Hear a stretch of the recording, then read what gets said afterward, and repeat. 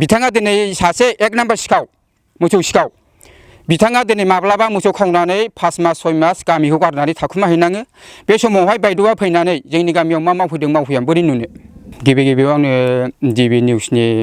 सिम आंनि गोसो गोरबोनि अननाय जासिग्रोबाय जे थांनाय बिस्थिबार मोनायावहाय बे जोंनि सामान्दा गामिनिनो थागिबि निरेन ब्रह्मआ UPPनि केन्डिडेटनि न'आव थांनानै जेनाखि जोंनि BPFनि सायाव बा मुनमुन बायद'नि सायाव इलिगेल लाबोदों बिनि थाखाय आं बिथांनिसिम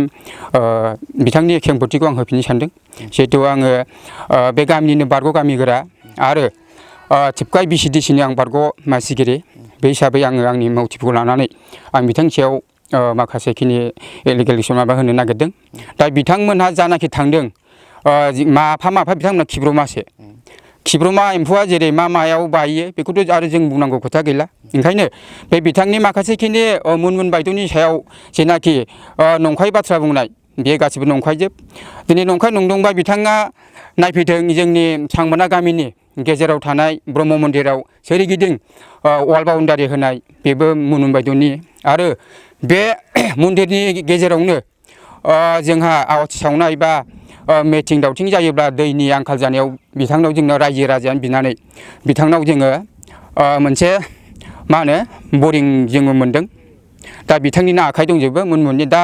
बे समावहाय निरेन ब्रह्मखौ आं बुंनो सानदों बिथाङा बुंदों मुनमुन बायद'आ जोंनि सामान्दा गामियाव मालाबाबो फैफेरा आरो बिथांखौ सिनायफेरा होनदों खिन्थु बे माबोरै जाथावगौ बिथाङा दिनै सासे एक नाम्बार सिखाव मोसौ सिखाव बिथाङा दिनै माब्लाबा मोसौ खावनानै 5 मास 6 मास गामिखौ गारनानै थाखुमा हैनाङो बे समावहाय बायद'आ फैनानै जोंनि गामियाव मा मावफैदों मावफैया बोरै नुनो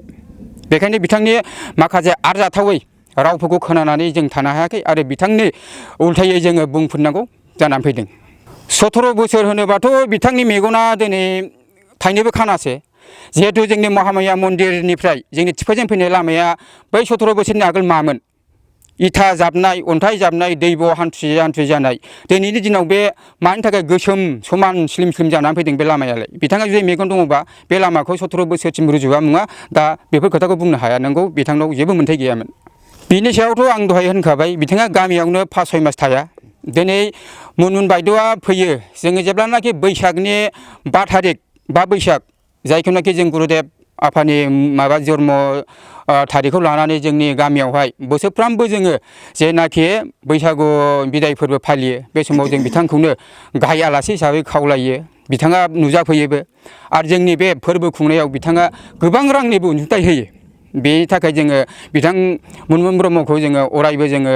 हास्थायोबो आरो बिथाङा जेनाखि मावदों जोंनि गामियाव बेखायनो जोङो बिथांखौ मावबाय थानायाव जों नुयो बिनि सायाव जोङो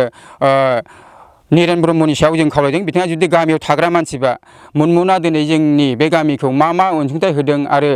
गामियाव फैनायखौ बिथाङा हयथ' बरं गामियाव थाग्रा मानसिबा निसय नुगौमोन आरो